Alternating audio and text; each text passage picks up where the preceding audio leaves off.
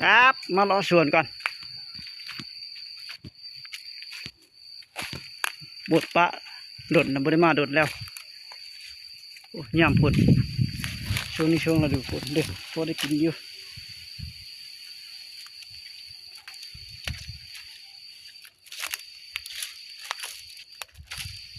พอได้ต้มอยู่เลยล่ะ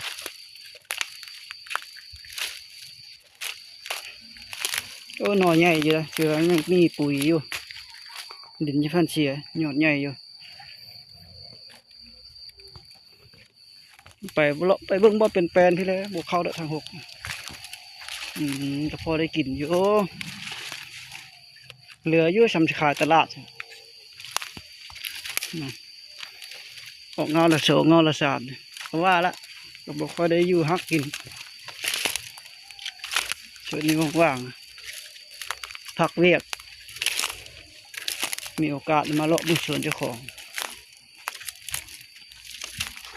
หายไป2 ปีแล้ว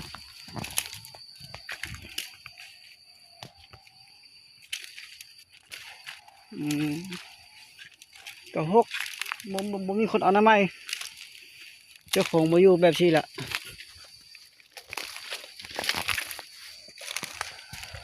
เดี๋ยวหาเจ้าของมาเผากันมัดปัญญาหาบ่ได้เลยเนี่ยสิมาดูแลเองคือเก่าเห็ดปวกบ่นี่โอ้เห็ดปวกดอกเดียว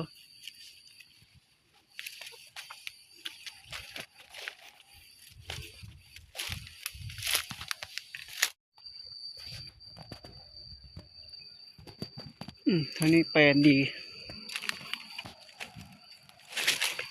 ว่าเบิ่งทำไมไล่กันหกโอ้ตัวโอ้บ่ออกทำไมไล่เด็กโอ้หนูไล่ก็ออกอยู่เด็กว่าแล้วมันหกขี้เยอะเด็กออกอยู่เลาะมาทางนี้ก่อนโอ้ซ้ำกินพอได้กินอยู่บ่ได้ซื้อขันอยู่บ้านเด็ก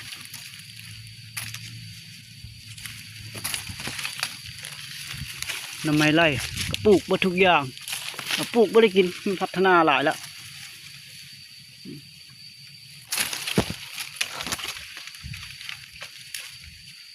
พอได้กินอยู่ขันสิยากโอ้เอามาใส่สวนยางของบัดเนี่ยใส่ละต้นยางมิใช่ม้อยอยู่ปอตัวเจ้าเอ้ยได้บอกว่ามีเจ้าของอยู่โอ้ก้งเบิดละปลาคันแหวซื่อๆโอ้เครือกันอ๋อคันแหวมันเป็นต้นยางอันนี้นะไม่แต่งเลยผูกกุ้งหมดละแต่ค่อยปลูกนั่นได้ตัวที่ค่อยลง YouTube ตัวคลิปแรกๆนั่นแหละค่อยปลูกเม็ดเลยปลูกเม็ดแล้วค่อยมาติดตาใช่ดิมันจะมีหักแก้วตัวนี้ตายเนี่ยโอ้มันจะง่าจ้ะวะก็จะเป็นหุ่นบ่ได้เอาใจใส่พอกละแล้วจึงงานผูดีค่อยปลูกหักแก้วบริเวณบัดดิ้งได้บัดดิ้งต่างหากอันนี้ชุดแบบเจ้าของเฮ็ดเองปลูกเม็ดเลยเราจะมาติดตาใส่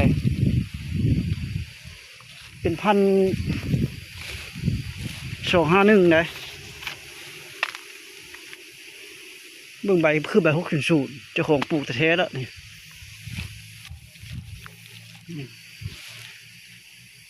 ตัวนี้ตายแล้วตัวนี้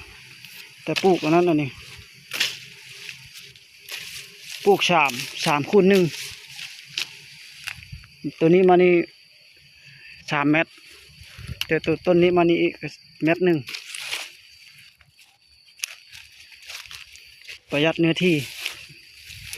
ปลูกเอาน้ำยางซื่อๆไม่ได้ว่าปลูกลำต้นโอ้ตัวโอ้เห็ดปวกอะ ขี้ขานหายุ่งกัดด้วยกันหาพอได้อยู่หกเลยส่วนยามหูมันไผ่หมานปาดหน่อไม้ทิมลินเขามาหาเห็ดบ่แม่นอลีเด้นี่โอ้ตายสิเจ้าเอ้ยนี่โอ้ยขี้แปะป้องบาดนี่บังเอิญคักๆโอ้หน่อไม้กำลังป่งน่ะเป็นไงนะเห็ดโบหายก่อนหายเห็ดโบกันเด้อโอ้ยุ่งหลายดูโอ้เป็นบ่อนจิกบ่อนเนี่ยบ่อนดอน2 ดอกบานมาละท่าเจ้าบ่ได้อยู่บ่ได้อยู่ขอมาหาก่อนแบบบ่มีผู้เจ้าเผาแบบนี้ล่ะพอได้กินแล้วนึงได้กินเถอะเข้ามาบ้านซื่อมาพักผ่อน3 มื้อ3 วัน